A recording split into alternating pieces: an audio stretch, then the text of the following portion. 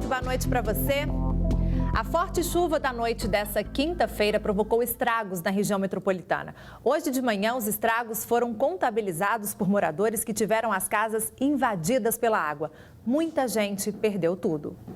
Os vídeos gravados à noite mostram a força da chuva. O rio Arrudas transbordou e a água arrastou tudo o que estava pela frente. Em Contagem, na região metropolitana de Belo Horizonte, a estação Eldorado do metrô ficou alagada e os passageiros tiveram que enfrentar a água. A trincheira da cidade virou um verdadeiro córrego. Em outro ponto do município, uma mulher foi arrastada pela correnteza. A mulher, gente! A mulher indo embora! O Corpo de Bombeiros registrou 38 atendimentos, a maioria salvamentos. Defesa Civil, empresas de gerenciamento do trânsito e de limpeza urbana também foram acionadas. Na manhã seguinte, a chuva deu uma trégua. Hora de reparar os danos e de contar os prejuízos. Maquinária, lixadeira, furadeira, muita máquina pequena que estava no baixo, a gente destruiu. Eu ia ver o que sobrou para a gente limpar e colocar no lugar de novo, mas eu creio que sobrou muita coisa não. A velocidade da inundação assustou até a Marta, que é voluntária da Defesa Civil e vive em alerta para ajudar os vizinhos. A avenida que virou uma verdadeira praia de água suja. Ninguém podia sair e nem entrar. Foi horrível. Foi horrível. Eu fiquei apavorada, porque eu faço esse lado aqui sozinha, como voluntária, e eu peço socorro à Civil e bombeiro. São histórias como a de Rosane, que teve a casa invadida pela água e perdeu praticamente tudo que tinha. Foi menos de meia hora, a água foi chegando, foi entrando tudo, eu tentando salvar alguma coisa. A única coisa que eu consegui salvar na parte de baixo foi só a despesa que estava arroz, feijão, essas coisas que estavam aqui. O resto não deu para tirar nada. Computador, televisão, tá tudo perdido. Perdeu praticamente tudo? Tudo. A geladeira eu vou ver se tem como lavar e utilizar ainda, porque o resto... Com a forte chuva dessa quinta-feira, o nível do córrego Ferrugem subiu muito no encontro com o rio Arrudas. O asfalto e a mureta cederam. A população deve continuar atenta, já que a previsão é de 100 milímetros de chuva até esta segunda-feira. Emitimos um alerta com a previsão especial estendida até segunda-feira, com volumes que podem superar os 100 ou 150 milímetros. A população precisa ficar atenta exclusivamente no que diz respeito à enxurrada, tá? E não se colocar em risco, sempre buscar autoproteção para esses eventos de chuvas que são pontuais. A Polícia Federal deu início à Operação Piratas do Caribe para conseguir desarticular uma organização criminosa de coiotes que levam brasileiros ilegalmente para os Estados Unidos. A gente vai conversar agora ao vivo com o repórter Igor Calian, que tem as informações. Boa noite para você, Igor. A polícia também procura aqueles brasileiros que estão sumidos nas Bahamas, né? Pois é, Gisele, boa noite para você, pessoal ligado aí no Jornal Band de Minas. Foram cumpridos hoje, no total, 7 mandados de busca, apreensão e 5 de prisão em 3 estados. Rondônia, Santa Catarina e também aqui em Minas Gerais. Inclusive aqui, 2 pessoas foram presas, uma em Governador Valadares e a outra em Sardoá. Essa operação foi realizada para desarticular essa organização criminosa dos chamados coiotes, que levam os brasileiros de maneira irregular aos Estados Unidos, Gisele. Desde novembro, 12 pessoas estão desaparecidas e alguns mineiros estão entre esse grupo. E é aquele velho sonho, né, Gisele? Muitas pessoas têm essa vontade de conhecer, morar nos Estados Unidos, mas acabam fazendo isso de maneira irregular e é muito perigoso, porque esse transporte das Bahamas até os Estados Unidos é todo feito de barco. A gente está vendo aqui algumas imagens, algumas ilustrações de como que é feito todo esse transporte. E além de muito perigoso, é muito caro também, porque alguns coiotes chegam a cobrar 60 mil reais por pessoas. Então, quer dizer, o resultado disso tudo está aí 12 brasileiros desaparecidos e dentro desses grupos alguns mineiros, inclusive 2 que a gente já tem informações que são de Sardoá. Então, Gisele, a gente segue acompanhando aí o desfecho dessa operação Piratas do Caribe, que já teve 2 pessoas presas aqui em Minas Gerais, Gisele. Tá certo, Igor. A dor e a angústia das famílias, né, não tem fim. Obrigada, viu, pelas informações. A Polícia Civil prendeu um suspeito de decapitar um idoso. O crime teria sido motivado por uma dívida de R$6 mil. O homem usou um machado na ação. A morte chocou a cidade de Piedade dos Gerais, na região central de Minas. O crime foi no dia 10 de janeiro e foi descoberto depois que a família de Francisco Moreira da Silva, de 69 anos, registrou o desaparecimento do idoso. O corpo foi encontrado no quintal da casa onde ele morava. O crime ocorreu no dia 10 de janeiro, na cidade de Piedade dos Gerais, apresentou requinte de crueldade. O corpo da vítima foi encontrado coberto com um saco de ração, decapitado, cortado em vários pedaços, gerou uma enorme comoção social. E ao todo tempo o investigado negou o crime de forma bastante fria. O suspeito de matar o aposentado é Wagner Fonseca de Moraes, de 49 anos, que é primo da vítima. O motivo seria uma dívida de R$6 mil. O Wagner, ele sofreu um acidente na perna e ficou impossibilitado de trabalhar. Ele era vizinho do Francisco. Em razão disso, o Francisco acolheu o Wagner em sua residência, juntamente com sua esposa. Ele ficou morando dentro dessa residência por aproximadamente uns 2 anos e meio. E infelizmente acabou cometendo esse tipo de atrocidade. De acordo com a polícia, o suspeito já tem passagem por violência doméstica, um perfil violento bem conhecido por quem convivia com ele. Todos os familiares, dele mesmo, inclusive testemunhas, moradores locais, falaram que ele geralmente se envolvia em brigas, inclusive chegou a desferir um golpe de foice na costa de uma das testemunhas que foi ouvido no presente procedimento. Na delegacia, Wagner mostrou frieza e negou o crime. Eu não fiz isso, eu sou inocente mesmo, eu não fiz. Eu gostava um coroço dele, eu não fiz. Eu posso ficar preso, mas com a consciência limpa, eu não fiz isso mesmo. Moradores de Poços de Caldas, no sul de Minas, ficaram assustados na noite dessa quinta-feira quando sentiram um terremoto. O tremor teve magnitude de 3,2 na escala Richter, segundo dados da Universidade de Brasília. Luxelli foi surpreendida pelo tremor quando estava no trabalho. Ela conta que sentiu sua cadeira balançar e se surpreendeu com a situação. Eu estava no trabalho, sentado na minha mesa, trabalhando normalmente, e de repente eu senti tremendo a cadeira, foi muito rápido, aí eu falei para as meninas, gente, tá tremendo tudo aqui. O tremor foi sentido em diversos bairros em Poços de Caldas. O evento logo foi parar nas redes sociais, se tornando o assunto mais comentado na cidade. O tremor de magnitude 3,2 na escala Richter foi confirmado pelo Observatório Sismológico da Universidade de Brasília e ocorreu às 5h15 da tarde.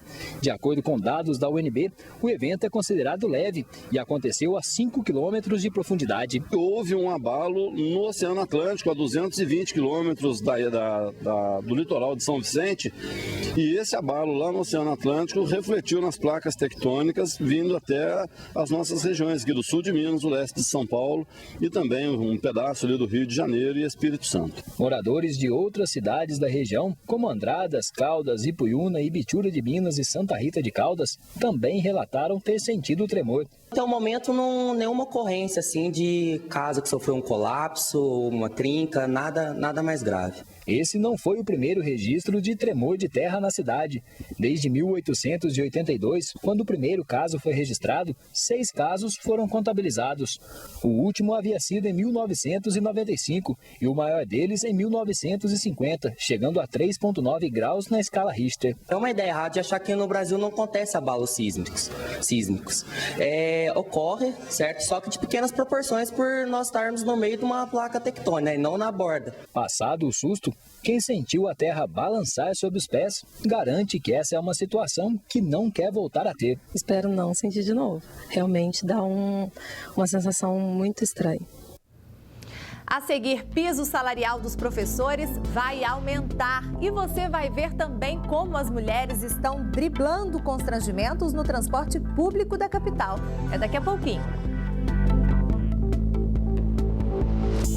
A Polícia Militar descobriu uma casa onde funcionava um laboratório de refino de drogas. 3 pessoas foram presas. É nesta casa, no bairro Enéas Aguiar, que toda a droga foi encontrada. Segundo a polícia, o local era usado como laboratório de produção de droga. No local, os policiais encontraram quase 2.000 pedras de crack, mais 1 quilo da droga bruta, 300 gramas de maconha, 35 dólares de cocaína e 34 cápsulas de cafeína, além de munições, celulares, balança de precisão e quase R$5 mil em dinheiro. Um carro, uma moto e rodas de veículos também foram apreendidos. Tudo começou após uma abordagem ao veículo na Avenida Altino Guimarães, no bairro Marciano Brandão, aqui em Patrocínio. Os policiais já conheciam os 3 suspeitos que estavam no veículo e foram até a casa, onde descobriram o laboratório de drogas. Nós imediatamente realizamos a abordagem e começamos a fazer algumas verificações e, em princípio, apenas o motorista do carro era inabilitado. Contudo, para os 3 abordados, havia algumas informações a respeito de tráfico de drogas. Kaique Pablo Batista, Rafael Fernandes da Silva, ambos de 21 anos, e Kainan Antônio Batista, de 19 anos, foram presos em flagrante. Pelo nosso sistema de pesquisa, um deles não tem passagens e 2 deles têm passagens por homicídio, por tráfico de drogas, porte ilegal de arma de fogo, disparo de arma de fogo em via pública. 2 deles já com algumas passagens pela polícia. Foi preso um homem suspeito de abusar e matar 2 mulheres em Ouro Preto. E a gente volta a conversar com o Igor Calian, que tem os detalhes desse caso. Ô Igor, um crime bárbaro, né? Gisele, crime bárbaro mesmo. Em outubro do ano passado, quando 2 mulheres foram aí violentadas, abusadas e também assassinadas em Antônio Pereira, que é um distrito aí da cidade de Ouro Preto. As 2 vítimas ficaram desaparecidas até que dias depois do crime, a polícia conseguiu encontrar o primeiro corpo em uma floresta e logo em seguida, no outro dia, o corpo da outra vítima foi encontrado também. E hoje foi preso o principal suspeito, que é o Leonardo Henrique da Silva, de 26 anos. Ele havia sido ouvido ano passado, mas não haviam provas suficientes para mantê-lo preso. Mas agora, aí, com o andamento das investigações, hoje a polícia conseguiu deixar ele à disposição da justiça. E, inclusive, Gisele, ele está também junto com o seu irmão, que é o Marco Aurélio da Silva, de 28 anos. Ele também é um dos principais suspeitos, como a gente está acompanhando aí uma foto dos 2 irmãos, que são os principais suspeitos de terem cometido essa barbaridade. Abusaram e depois assassinaram 2 mulheres. E esses 2 caras, eles têm antecedentes criminais por tráfico de drogas. Inclusive, Leonardo, que foi preso hoje, já teve uma passagem, já ficou preso por um tempo aí por tráfico de drogas. E agora, Gisele, a polícia investiga quais os motivos que levaram esses 2 indivíduos a cometer esse crime tão bárbaro, Gisele. Pois é, Igor. O que a gente mais vê nas reportagens, né, é que o fulano tem passagem, ciclano também tem passagem. E é isso, né? Prende, solta e fica essa sensação de impunidade e a gente fica aqui fora com medo, né? Exatamente, Gisele. Cada vez mais a gente vê muito isso aqui. A gente que vive isso no dia a dia, sempre quando a gente vai entrevistar, a pessoa já teve uma passagem e volta e acaba cometendo de novo, Gisele. Verdade. Obrigada pelas informações, Igor.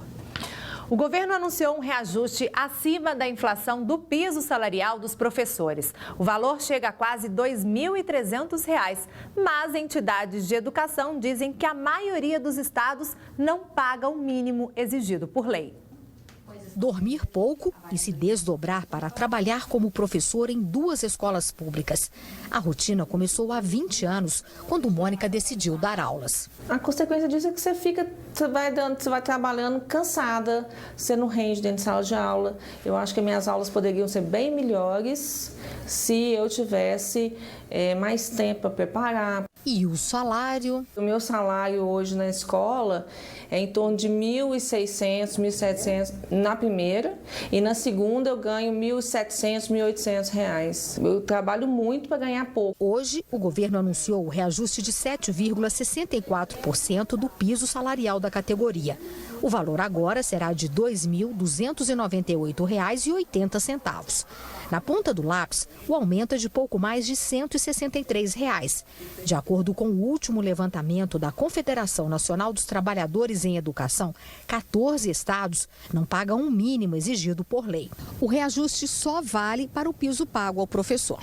Especialistas em educação alertam que ele não vai melhorar em nada o salário de um profissional que trabalha na escola pública há 10, 20 anos. E também não vai valorizar mais quem tem uma formação acadêmica melhor, com mestrado ou doutorado. Isso porque os reajustes que não envolvem o piso da categoria e os planos de carreira são definidos diretamente pelos estados. E a carreira passa a não atrair mais os jovens, as jovens. E, portanto, a gente tem uma crise muito séria de falta de professores para boa parte das disciplinas brasileiras. Quase 40% dos professores brasileiros não têm formação adequada para a disciplina ou para o nível que ele dá aula.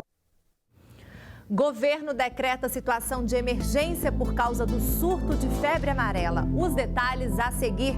E ainda, mulheres contra o abuso sexual. O que elas querem? Serviços exclusivos para o público feminino. A gente volta a falar desse assunto já depois do intervalo. Fugir do assédio sexual, algumas mulheres começaram a dar preferência por serviços exclusivos para o público feminino. Na capital, o vagão rosa do metrô corre sobre os trilhos, reservando espaço só para elas.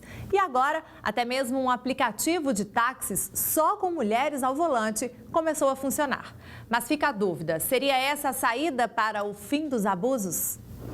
Metrô de Belo Horizonte, estação central às 7h30 da manhã, horário de vigência da lei municipal intitulada Vagão Rosa, em vigor desde novembro do ano passado, que diz que nos horários de pico, o segundo vagão deve ser usado apenas por mulheres. E nossa equipe foi andar no metrô para conferir de perto como elas se sentem, tendo um vagão só para elas. Como a entrada do nosso cinegrafista não foi permitida, as imagens foram feitas com o celular. Sabia que existe o vagão rosa? Eu já ouvi falar, mas não estava assim certa disso não, se era certo mesmo não. O que você acha?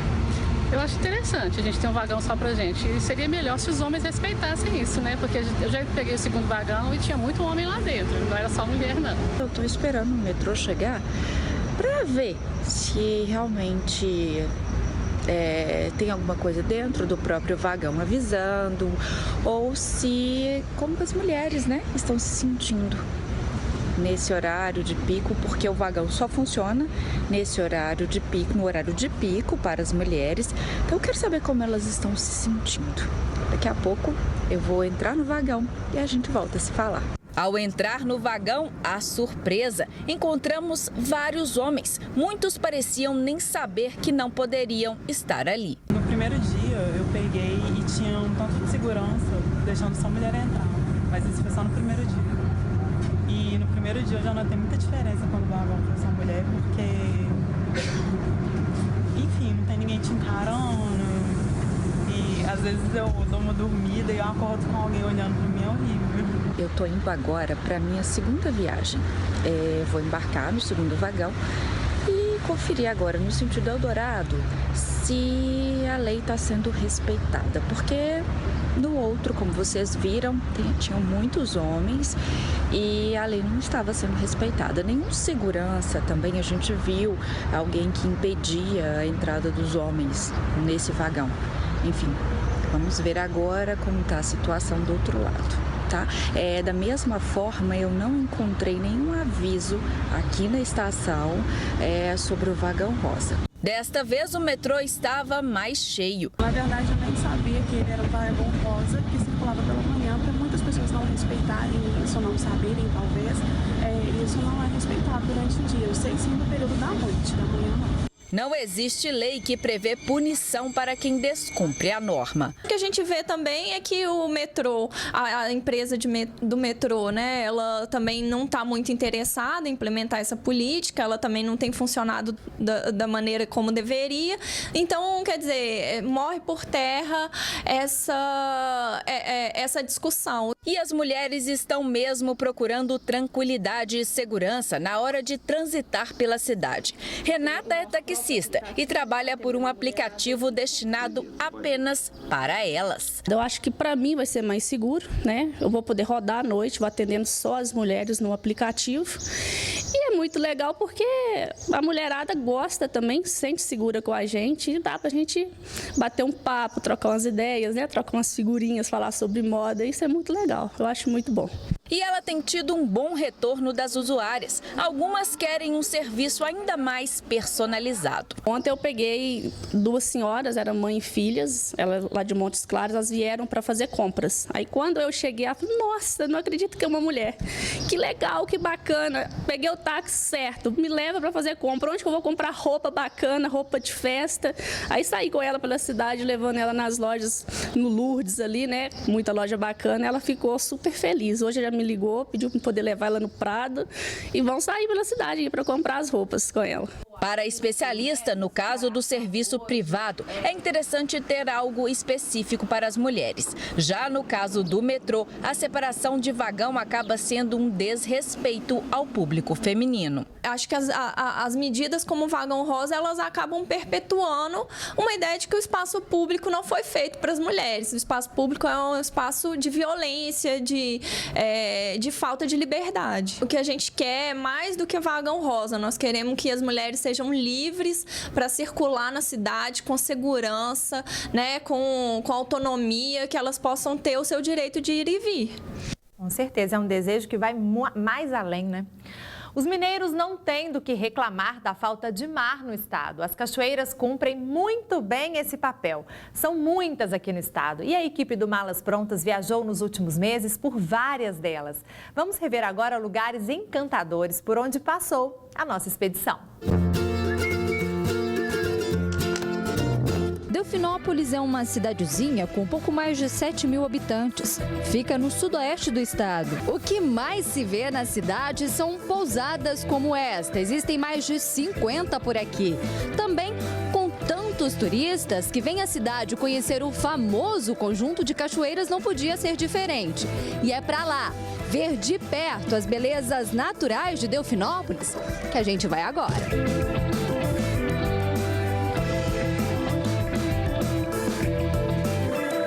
Ao todo, são mais de 150 cachoeiras na região, uma mais bonita que a outra, e todas assim, com águas cristalinas. Estamos na Cachoeira da Gruta, uma das mais visitadas. É a principal atração turística e fica dentro do Complexo do Claro. Tem uma queda de mais de 30 metros. A gente tem um camping bastante tranquilo, bastante familiar, né? Onde o pessoal vem para curtir realmente a natureza. Malas Prontas desembarca num cantinho de Minas que fica a pouco mais de 160 quilômetros da capital mineira. Estamos em Conceição do Mato Dentro para conhecer uma das 7 maravilhas da Estrada Real. É a Cachoeira do Tabuleiro, considerada a 3ª maior do país.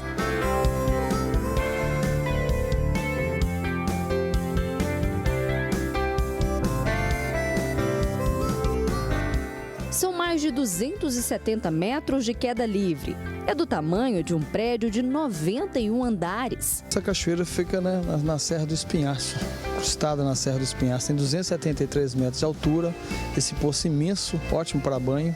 Para quem vem com esse Mato Dentro, é uma das belezas naturais que a gente tem.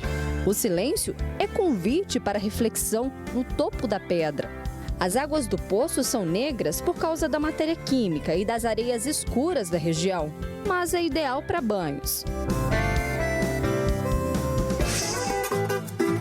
Épocas de festa que fica bem cheio no carnaval, outras épocas festivas. Durante o dia o carnaval acontece na barragem, tem o desfile Garota Barragem. Lugar de gente simples, hospitaleira. Mas não é só pela simpatia dos moradores que quem vem de fora tem se encantado pela cidadezinha, não. O turismo por aqui começou há pouco tempo. Ele ganhou mesmo força foi há cerca de 2 anos, quando uma represa desativada foi transformada neste complexo de lazer.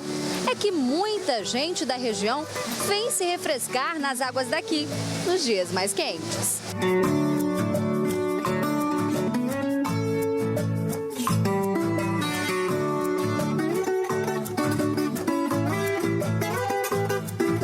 Épocas de festa que fica bem cheio no carnaval, outras épocas festivas. Durante o dia o carnaval acontece na barragem, tem o desfile Garota Barragem. A queda d'água forma uma grande piscina.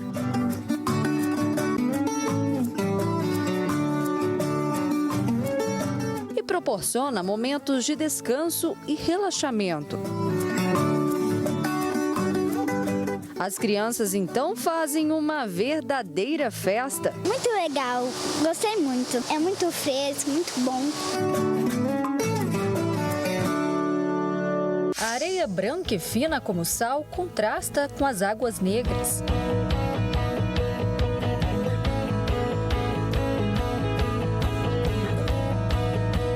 Águas do Rio Preto. Agora dá para entender, né, porque o principal afluente do rio Araçuaí é chamado assim.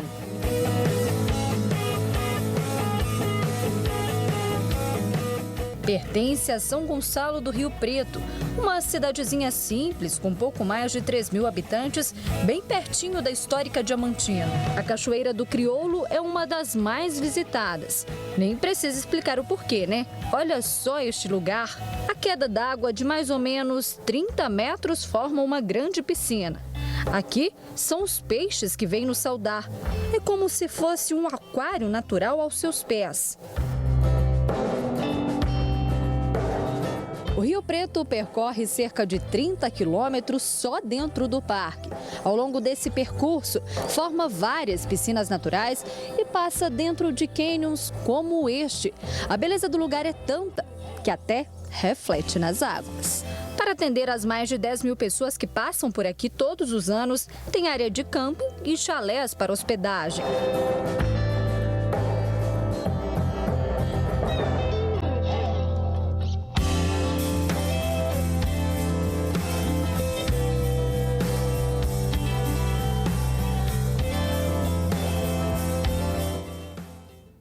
Bacana a gente poder relembrar nessas reportagens. Na semana passada a gente viu as comidas, as delícias aqui do estado e hoje esses lugares lindos. Parabéns a toda a equipe do Malas Prontas.